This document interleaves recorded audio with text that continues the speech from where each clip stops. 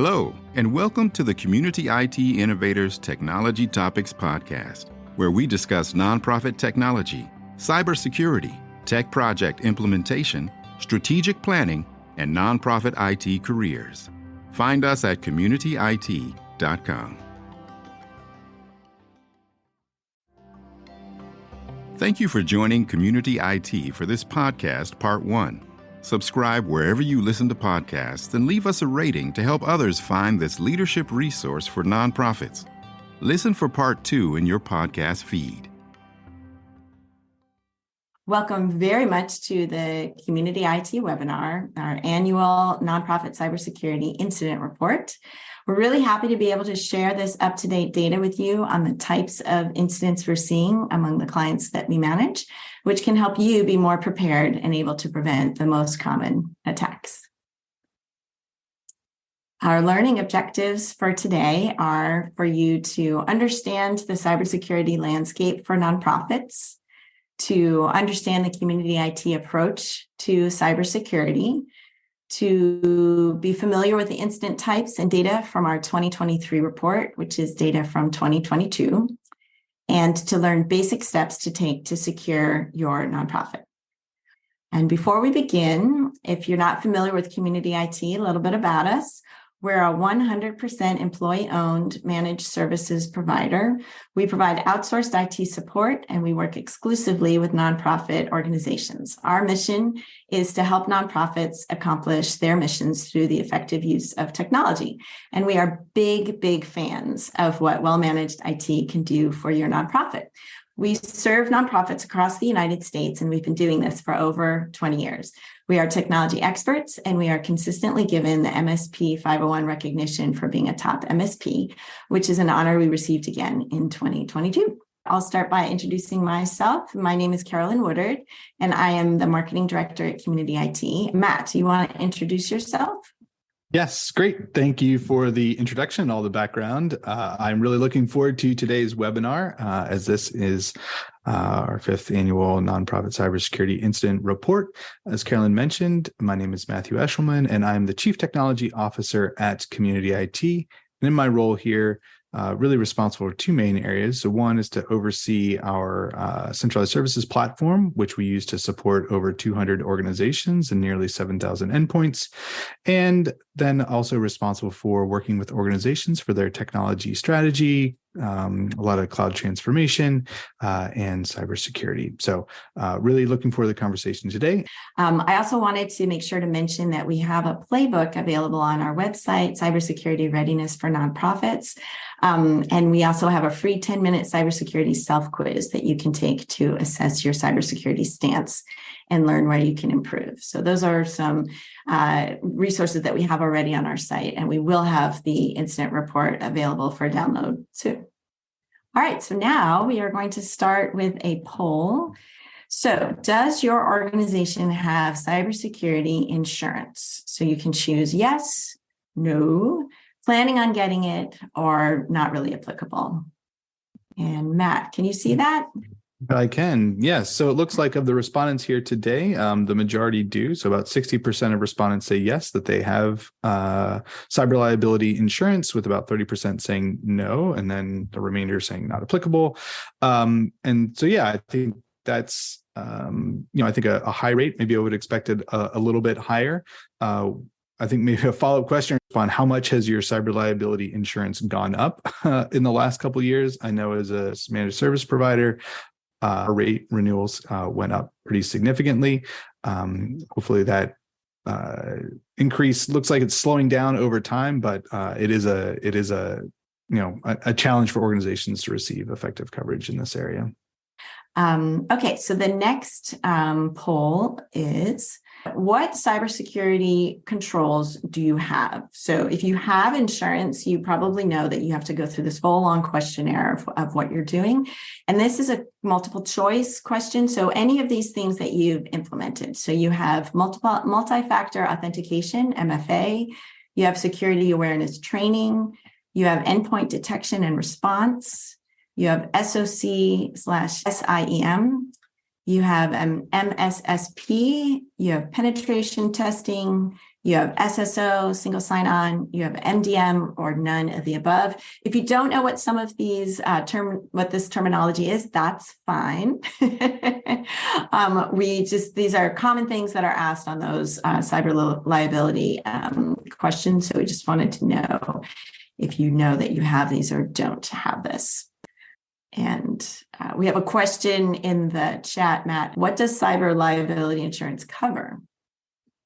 Great. So cyber liability insurance, I would say, one, it's different than liability insurance. So again, if something gets stolen at your business or something happens to property at your business, there's property and liability insurance for that. Cyber liability insurance really covers loss related to cyber crime. So again, if you have ransomware, if your website is hacked, if your files are encrypted and you have to pay a ransom to get it back, those are all things that cyber liability insurance would cover. And so that would cover paying for things like legal representation, incident response teams to go in and evaluate what happened. It may cover PR if you need to, have interaction with the public about things. It may also cover things like breach notification. If you need to basically tell all of your members that their data was stolen and they may be at a higher risk for identity theft. So those are the kinds of things that cyber liability insurance would cover. And cyber liability insurance, if you have it, also would step in when you have that incident. So they'll give you who you're supposed to talk to. There's some entities that you're not allowed to interact with if they're some foreign states or terrorist organizations. That is what you have succumbed to. So they're very helpful at that stage. If you do have an incident, they're probably the first people that you're going to call to respond to it. Okay, so Matt, can you see that? Yes, I can. And it's great. I'm really encouraged that 77% of respondents have implemented multi-factor authentication, or MFA. So that's great. Hopefully by the end of this presentation, people will be encouraged to get that number up to 100%. Same thing with security awareness training. Very good adoption there at 72%. And then the next highest number of folks implementing controls would be endpoint detection and response. And I would say this is really an evolution of traditional antivirus solutions. So again, there's a lot of great sophisticated tools out there that can protect the endpoint. After that, we have penetration testing, or pen testing. So we see that as a common security control or feature that people will follow. And that's, again, people trying to hack your network to highlight those vulnerabilities that organizations may need to patch. And then we have folks, about 20% of people implementing single sign-on, which is a way to access multiple cloud resources with one set of credentials, again, giving a better managed way to access information. And then, less than 10% of folks have implemented MDM, or mobile device management solutions, or are using an MSSP, so a managed security service provider that kind of is just focused on security tools, and doesn't look like anybody has implemented a SOC or a SIM. Those are more sophisticated management platforms that allow typically a vendor to take log information from your endpoints, from Office 365, from Salesforce, from Box, bring it all into one platform, correlate all that data, and then be able to identify if there's threats that are kind of moving through the system. So again, great to see that information, and thank you so much for sharing that. I just want to reassure everyone, if you don't know what all those acronyms are, it's probably like some of the things that Matt were talking about are for really large organizations, very sophisticated organizations. So don't freak out yet. Yeah. So just wanted to start off with a little bit of an infographic here, actually from Microsoft. This is from Microsoft's 2022 Digital Defense Report. And in here, I think this highlights how think tanks and NGOs are relatively highly targeted by really sophisticated hackers, what would be called nation state hackers. And so I think this is an important realization for nonprofit organizations to understand is, just because you do really good work, or just because you have a great mission, or just because you don't have that much money or that many resources, doesn't mean you're going to be immune from cybersecurity attacks or from cyber attacks. And so this is something where, the data from vendors like Microsoft really shows how much organizations are targeted, particularly in that think tank and NGO space. This is something that we really see borne out in our interactions with the FBI. Nation state actors are not particularly interested in your organization's research and white papers, again, which are ultimately going to be published. These nation state actors are really interested in research and information about the staff that you have that could be used potentially later on as part of an influence operation. Again, this was a helpful realization for me to come to understand why threat actors are targeting these nonprofit organizations in government adjacent positions, because they know that, if you're a researcher at a think tank or a nonprofit, in a couple of years, maybe when the administration changes, you're now going to be in the government. And so they're interested in getting information about you as an individual that could be then used later on as part of a leverage or an influence peddling. So Carolyn, I think can share out that link. It's really interesting reading, and I think again just continues to build our understanding in terms of what organizations are targeted and the method of that targeting and how it's happening. That link is available in the transcript on our website. If you want to find it yourself, it's at www.microsoft.com/en-us/security/business/microsoft-digital-defense-report-2022. With this landscape in mind of these kinds of threats against our sector, what did you see broadly in 2022 that impacted the state, like the landscape and the way people are responding? Yeah. So it's interesting. We've been, community IT has been working with nonprofits in their IT support for over 20 years. This is the 5th year that I've written this report that looks specifically at the cyber security data that's coming in from those 200 clients. And so I think we've developed some good metrics and view on the types of attacks that are targeting the nonprofit sector. I think there is a lot of fear, uncertainty, and doubt out there that kind of makes us all anxious. And so I think it is important to understand kind of what's actually happening with small to mid-sized nonprofit organizations so that we can design and respond to these threats appropriately in a way that makes sense, that's cost effective, and that's addressing the highest risk. So I will say a lot of the stuff is automated, and I think again with the evolution of AI and how that's being brought into the tech space, right? That's only going to accelerate these kind of automated attacks. It's going to make it easier and cheaper for hackers to design tools to target us. And the same thing on the security side, right? We see a lot of those automated attacks, viruses, malware, all of that stuff is blocked, right? There's a tremendous amount of stuff that doesn't get to you because a lot of these anti-spam tools, antivirus tools are doing a pretty good job of preventing stuff from making its way to your computer. I would say one of the things that we noted in our data from last year is that we saw a number of incidences where it wasn't just the personal account, or it wasn't just the organizational account that was targeted, but it was a user's personal account.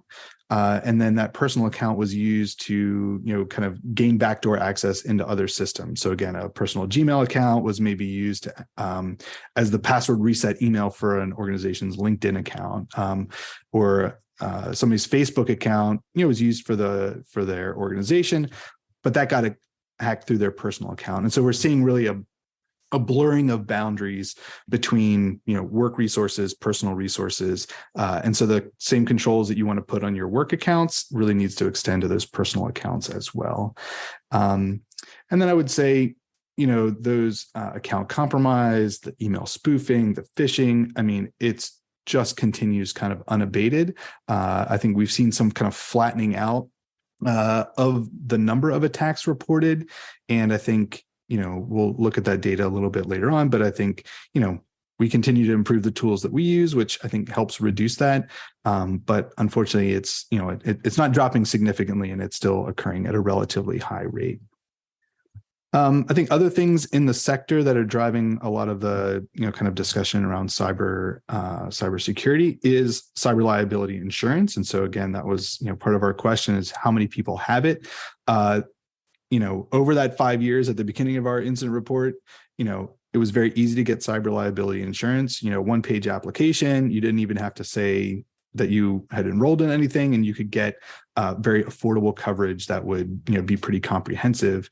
Nowadays we're seeing policy renewals go up by 50%, 75%, policy organizations not being able to get coverage, and then also needing to actually implement all of those different security controls, multi-factor on everything, multi-factor on your servers in your office, incident response plans, backup plans, disconnected and encrypted backups. And so the market has really just tightened up because of how common cyber attacks have become and how expensive it is to respond to them. And so the cyber liability insurance providers themselves are really tightening up the underwriting requirements. Remote and hybrid work requires updates to policies and trainings. Again, I think we're now firmly in a hybrid work world for most of the organizations that we're working with. We see a lot of organizations that are 100% remote now. I would say the majority of our clients are probably in that hybrid environment, 2 or 3 days in the office working remotely. And I think the policy side of things hasn't really caught up to that. And so, organizations are still kind of grappling with how to manage that from a policy standpoint. And then the other thing I would highlight at the very end there is, we noticed in our data that there was a really big spike in the incidence of wire fraud incidents. And that to me just highlights that, again, fundamentally, this is cyber crime. And for most organizations, if you're not in the think tank space, your highest risk is really going to be, targeted towards wire fraud, gift card fraud, updating payroll information for employees. And that can be really significant. And, the response to that is not just an IT cybersecurity response, but it involves other aspects of your organization in terms of your finance controls, interacting with your bank, the vendors that you use. And so that does require a coordinated effort across many different departments at the organization. But it's something that's really critical because of the actual financial loss that can represent. And I would say it's not uncommon to see 6-figure losses in this area if your organization, falls victim to a wire fraud campaign. Yeah, we've definitely in the news, you've seen some, nonprofits that just wired the payment to the wrong bank and then it's gone.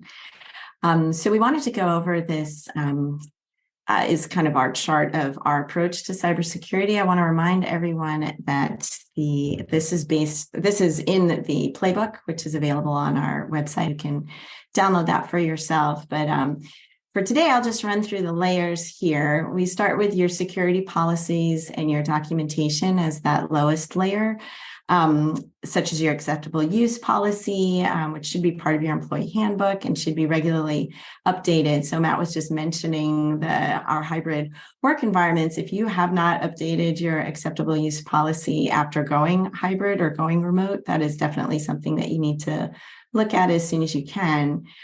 There's a layer on top of that of security awareness and staff training. So we often say that your staff are your eyes and ears, like they're the ones who are going to see if there's something unusual happening or something's just not the way it's supposed to be, or they're the ones that are going to be asked to make the bank deposit to the wrong numbers.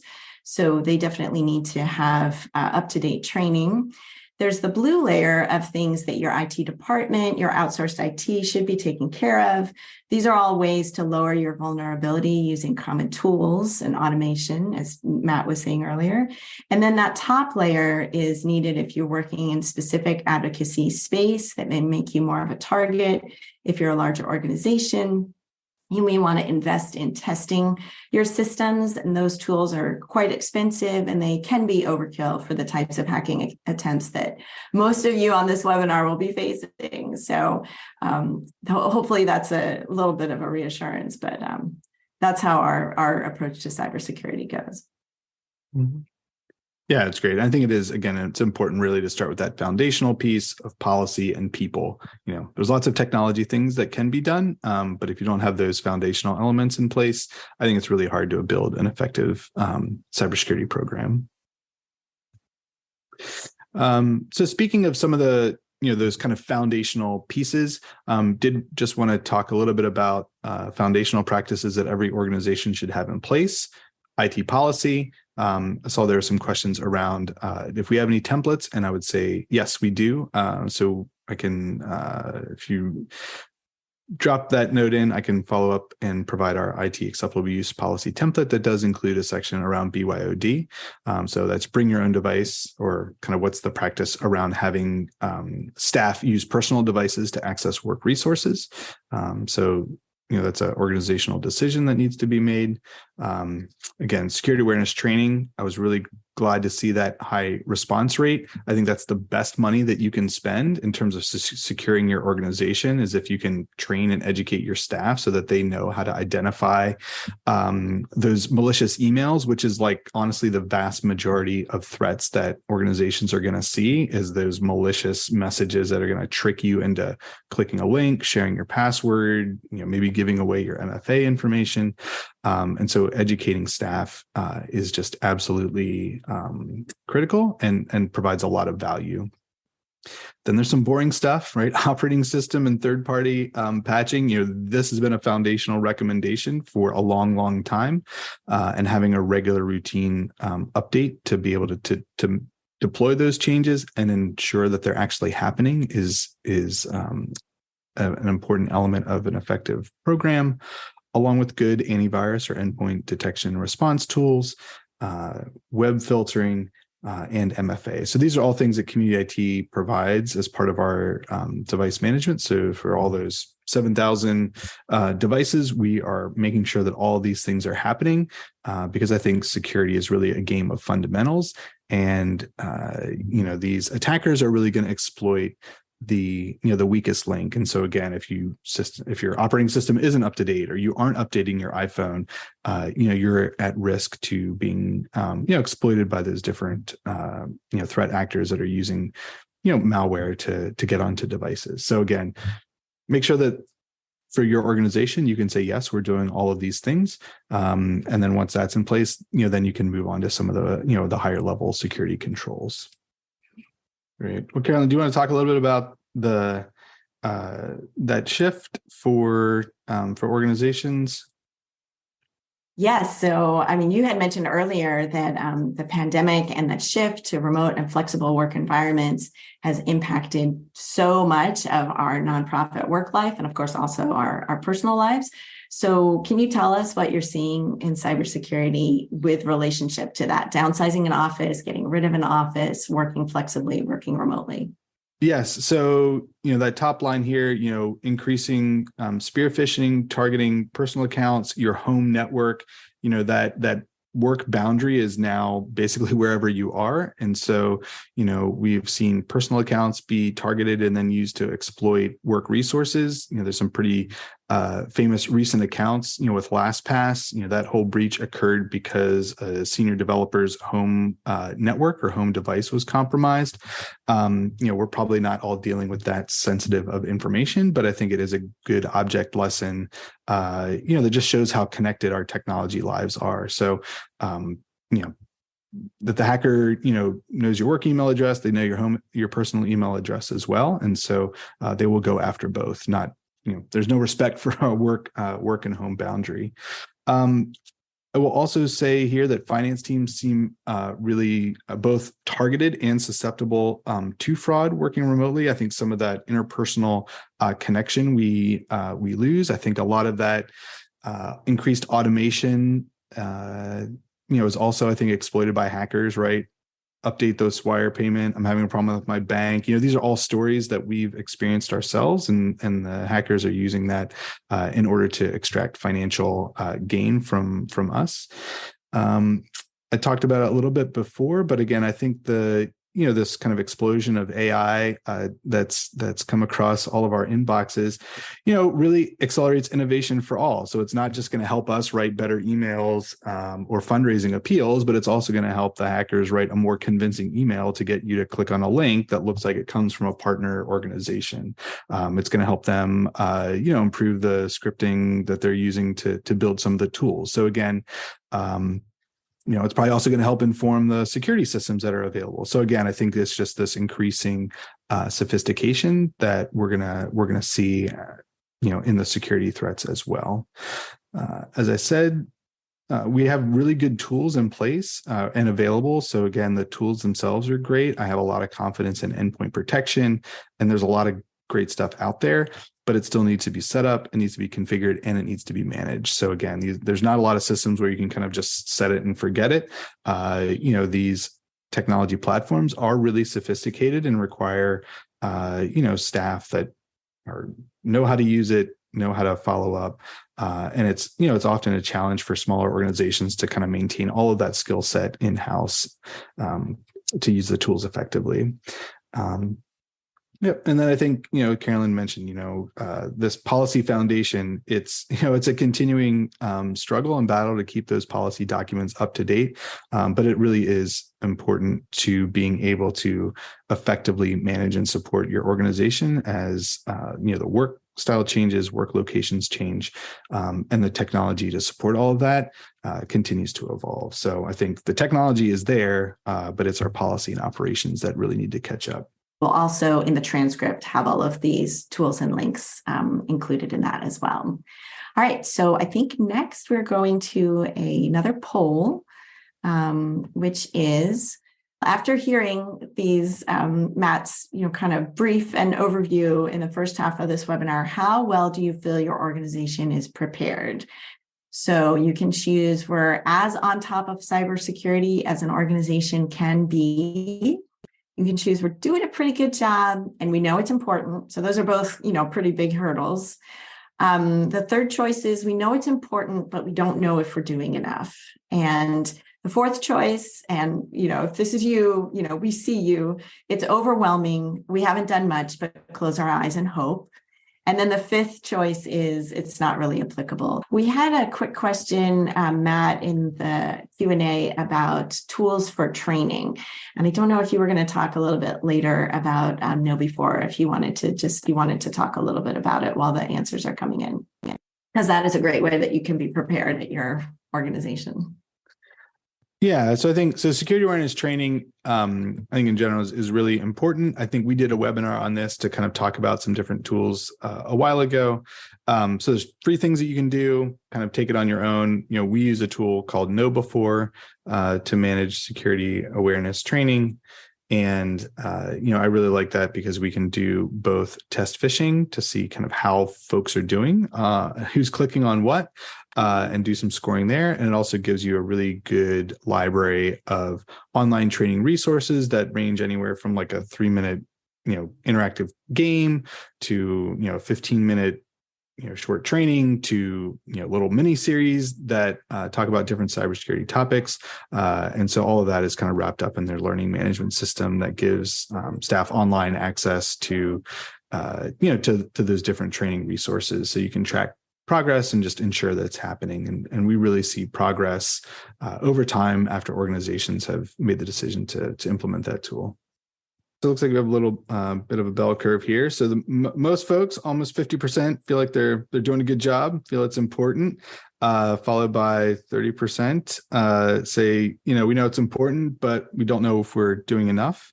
And then kind of on the ends there, we've got 14% of folks saying it's overwhelming and we haven't done much but close our eyes and hope, followed by 7% of folks saying, hey, we're doing all that we can, and we feel pretty confident in our abilities. So I think, no matter where you are, I think, the cybersecurity world, it's like there's always something new to do, and there's always another change to make. There's always some new threat to respond to. So it's certainly a living and breathing process.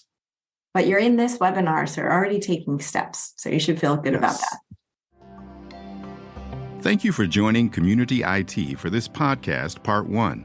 Subscribe wherever you listen to podcasts and leave us a rating to help others find this leadership resource for nonprofits. Listen for part 2 in your podcast feed. Community IT does these free webinars and podcasts for our community, and we love sharing our knowledge and experience. If you have more questions or are having trouble with your IT at your nonprofit, please get in touch with us on our website, www.communityit.com, so we can start a conversation or schedule an assessment.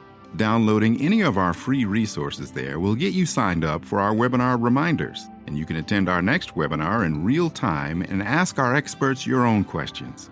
If you love podcasts, please subscribe and leave us a rating to help others find this leadership resource for nonprofits.